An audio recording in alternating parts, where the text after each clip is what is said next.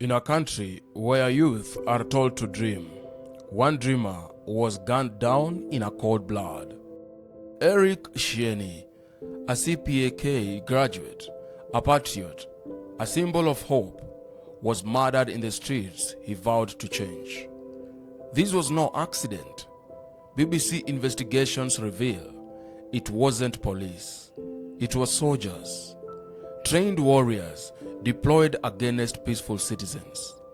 Tonight, we ask, who sent Kenya Defense Forces into a civilian protest? Who turned Nairobi into a war zone? And who will answer for Eric Sheeni's blood? This is the story of a broken promise. This is the story of courage, betrayal, and the rising power of a generation that refuses to kneel. Welcome to when soldiers turned their guns, killing Eric Sheeni. June 25th, 2024, Kenya stood at a crossroads. The nation's brightest youth, armed with nothing but hope, dreams, and patriotism, filled the streets to demand good governance. They chanted for a future they were promised, but never delivered. They believed the Constitution was on their side. They believed their country would protect them. They were wrong. Eric Sheeni, a young CPAK graduate, an embodiment of Kenya's untapped potential.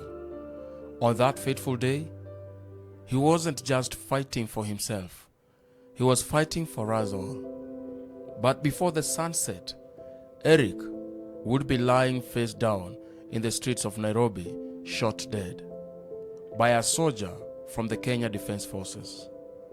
The question that haunts a nation: why were soldiers deployed against peaceful protesters?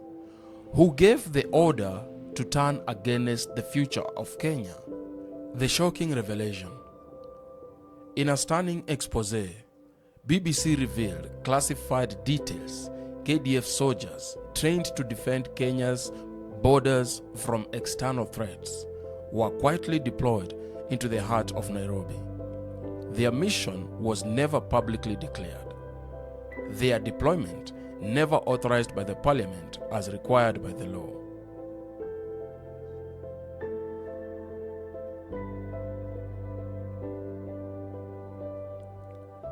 Who gave the order?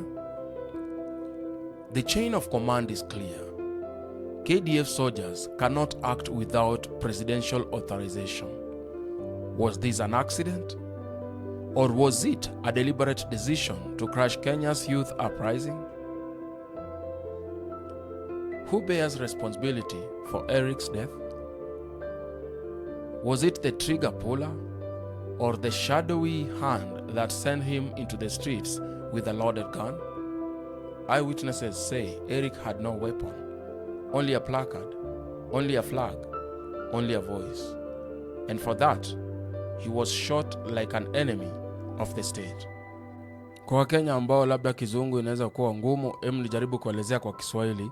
Kwa hiyo wanazoom hapo, kuzoom kuonyesha kwamba ule ni Eriko ama Eric Sheeni ambaye anazumiwa hapo na BBC, na wanajaribu kurewind kwa sababu hapo Eriko anapotea kidogo, alafu ndio hizo gloves zake zinaonekana ya mwisho akianguka chini.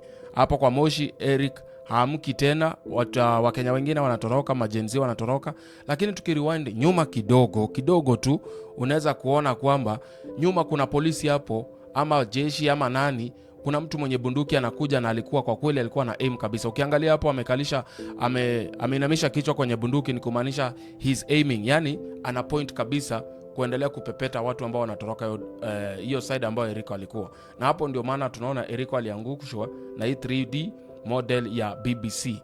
Okay? Sasa hapa huyu jamaa anaonekana kwa kweli ana aim kabisa, anataka yani anarusha marisasi kabisa hapo kwa huyo mtu. Ndio kwa maana unaona wamepose huyo mtu. Then wakaleta karibu waanze kufanya utafiti wa kuchunguza hii uniform. Mbona kuna kitu ka white, alafu aina ya helmet amevaa, aina ya viatu pia amevaa. Okay? Kwa sababu tunataka kufanya uchunguzi wa kina kujua kwamba na hii ni bunduki aina gani ambayo ameibeba, ili tuweze kujua huyu ni polisi wa kawaida ama si polisi wa kawaida. Sasa tukirudi pale, uanze kuona upande mwingine huyu soja kwa the same parliament tu pale tu walikuwa hapa hivi upande mwingine tena, ndio huyu anaonekana the same person, okay, akiwa na ile bunduki yake, ako na helmet, na kuna majeshi wengine hapo ulikuwa unaona uniform zao ama kofia zao aina ya mabunduki, helmet.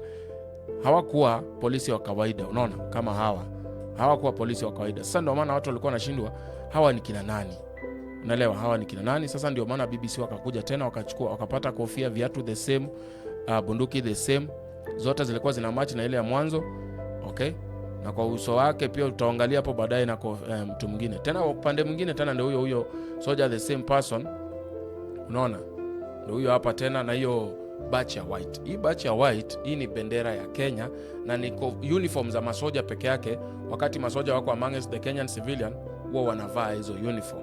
Ndio kwa maana conclusion inakuja kwamba huyu ni soja, na huyu soja ukimleta kwa karibu anafanana kama huyu jamaa hapa. Sasa watu wanasema kwamba huwezi kujificha, na wengine wanasema pia kuwa kuna masoja ambao wamerelease sura ya huyu jamaa kuwa ni masoja specific ambao walichaguliwa kwenda kufanya kazi. So kuna maneno mengi tu ambayo yanaendelea, lakini ndio nilikuwa nataka kukuletea kwamba KDF imetajwa katika mauaji ya Wakenya, na ni kitu ambacho kwa kweli ni kitu cha aibu, ni kitu kinaudhi, ni kitu kinashusha hadhi ya KDF. Kulingana na BBC wanasema wameconfirm kabisa kwamba yule ni mwanajeshi na alitumika kuua watu wakati wa maandamano ya Gen Z.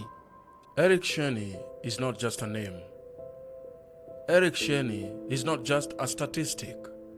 He is the symbol of a generation that refused to be silenced. A generation that will not kneel before corruption. A generation that will not bow to injustice. We stand for Eric. We march for Eric.